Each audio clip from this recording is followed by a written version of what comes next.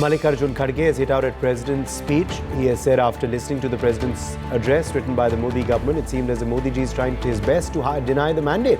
The mandate was against him as the people of the country rejected his slogan of crossing 400 and kept BJP away from the figure of 272. Modi ji is not ready to accept this. He's behaving as if nothing has changed. But the truth is, the people of the country had demanded change. I will give a detailed response in my speech in Rajya Sabha, is what Mallikarjun Kharge has had to say.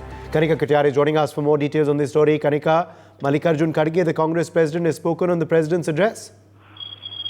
देखिए, बिल्कुल राष्ट्रपति के संबोधन के बाद मल्लिकार्जुन खड़गे जो कि कांग्रेस पार्टी के राष्ट्रीय अध्यक्ष हैं और बल्कि राज्यसभा में नेता प्रतिपक्ष हैं, उन्होंने एक बार फिर से प्रधानमंत्री का जिक्र करते हुए कहा है कि जो राष्ट्रपति का संबोधन आज संसद के भीतर किया गया वो सरकार द्वारा लिखी हुई एक स्पीच थी, जो कि प्रधानमंत्री की लिखी हुई स्पीच थी, जिसका जिक्र केवल जो है राष्ट्रपति कर रही थी। उसके अलावा उन्होंने इस बात का भी तंज करते हुए सरकार को घेरने की एक बार फिर कोशिश की कि जो 400 पार का नारा प्रधानमंत्री नरेंद्र मोदी ने चुनाव के बीच में दिया था, जनता ने उस नारे को जो है ठुकरा कर 272 पर बीजेपी को और एनडीए को समेत दिया है। कहीं ना कहीं मल्लिकार्जुन खड़गे की ओर से राष्ट्रपति द्वारा दिए गए संबोधन को आज जो है उसमें जिक्र किया गया और उन्होंने कहा कि ये एक सरकारी भाषण था, जो कि सरकार द्वारा लिखा हुआ भाषण था। चाहे वो नीट का मामला हो, चाहे वो इमरजेंसी का मुद्दा हो, उसमें मल्लिकार्जुन खड़गे ने साफ तौर पे कहा है कि मैं राज्यसभा में जब अपनी बात रखूंगा तो विस्तार रूप से इस भाषण का रिप्लाई करूंगा। लेकिन उससे पहले नीट परीक्षा मामले को लेकर एक बार फिर से मल्लिकार्जुन खड़गे ने प्रधानमंत्री नरेंद्र मोदी की सरकार को और एनडीए को घेरते हुए कहा है कि इस पूरे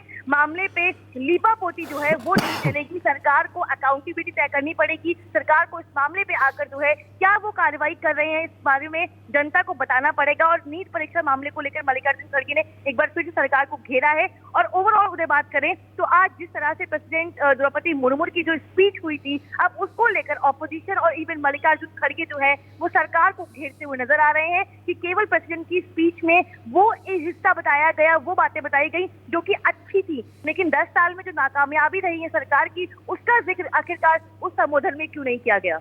For more such videos, subscribe to the NewsX YouTube channel, hit the bell icon.